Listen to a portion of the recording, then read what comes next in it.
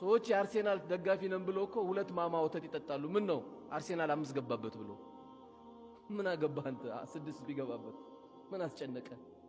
የአርሴናል ተጫዋች የተጫወተው ቆንጆ ዶላር ሊዘጋ ነው። አንተ በማማ ጉሮሮን ዘግተህ ምንም በማይመለከት ሱብሃንአላህ አላህ ያሳየው እንደም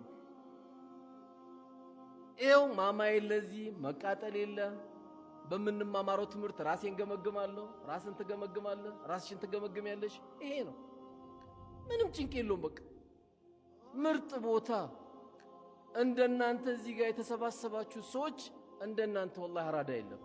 አራዳዎች ናቸው እዚህ ዳዕዋ መጥቶ የሚያዳምጡት። ይሄ ዝም ብሎ ስራ አጣን በሚል ስሜት እንደራሳችሁ እንዳገመግሙ ወላሂ እድለኛ ናንተ። እቺን ዳዕዋ ማግኘት አላህ እኮ ያስታውሳል። አሁን ከሰባቱ ሰማይ በላይ ያለው አላህ፣ አርሽ ላይ ያለው አላህ፣ ከአርሽ በላይ ያለው አላህ